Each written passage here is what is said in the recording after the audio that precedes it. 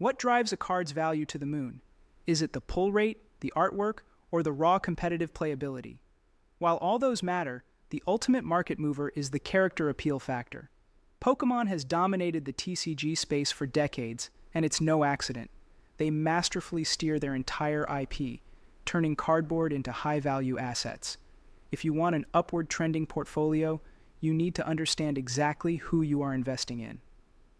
Let's dive into why characters are king. One of the primary factors that keeps fans young and old alike coming back to Pokémon is their massive, ever-expanding supply of characters.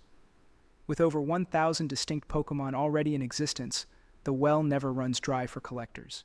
And with the official announcement of Wind and Wave, we are about to see a whole additional roster added to both the gaming universe and the TCG space.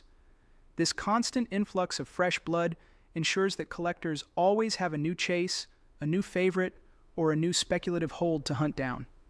Because of this massive roster, Pokémon literally has no shortage of characters to lean on to sell sets, but they don't stop at just a single version of a Pokémon. To multiply their options, the Pokémon Company continuously introduces region variants, shinies, evolutions, terastallized forms, VMAX, and whatever creative new versions they decide to add next. It creates a brilliant ecosystem where a single popular species can have dozens of collectible variations, keeping the market dynamic and giving investors multiple entry points for a single IP asset. But here is the golden rule. Within this massive character space, there is still a fiercely disproportionate demand for certain characters. We've spoken about this in the past, so I won't go into exhaustive detail here, but we discussed this exact phenomenon regarding Luffy in the One Piece TCG. Even though he is a single character, the demand and popularity of Luffy completely transcends the risk of there being too many cards of him. The same goes for the heavy hitters in Pokémon. Just compare any random new Pokémon to a cultural titan like Pikachu, the franchise's eternal mascot. The demand simply isn't a level playing field.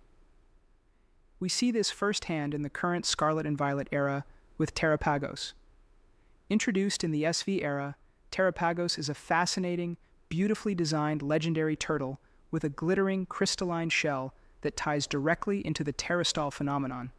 It's an incredibly unique Pokémon with gorgeous ethereal illustrations across its card variants.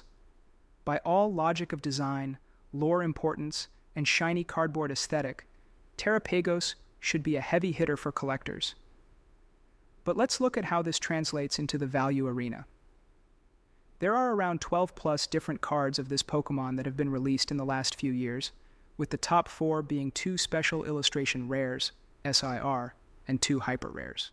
You have 1 SIR and 1 hyper rare in the Prismatic Evolution set, and 1 SIR and 1 hyper rare in the Stellar Crown set. The estimated pull rate sits around 1/540 packs for the Stellar Crown Terrapagos SIR, and nearly 3 times that difficulty in Prismatic Evolutions.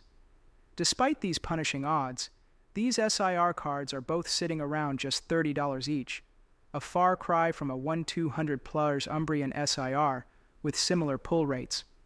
Additionally, looking at the hyper rarity tier cards with an estimated 1/400 pull rate, both hyper rare Terrapagos cards are stubbornly sitting under the $10 mark. To put that into staggering perspective, if you had one of every Terrapagos card ever printed, including those 2 brutal-to-pull hyper rares and the 2 elusive SIRs, your entire Terrapagos portfolio would still have a combined value of less than $90. Now, compare that to a similar rarity card like the SIR Pikachu in Surging Sparks, which currently commands a market price of around $250. That means the combined value of every Terrapagos card in existence is roughly 1/3 the price of just one similar rarity, Pikachu card. Ultimately, this perfectly illustrates the immense financial weight of a strong legacy character. In a space where more characters give you more variety, it still proves that the tried-and-true fan favorites are the undisputed market makers. Rarity and pull rates might dictate the floor, but it's the character that dictates the ceiling. If you want to build a portfolio that thrives long-term, you must weigh character popularity just as heavily as scarcity.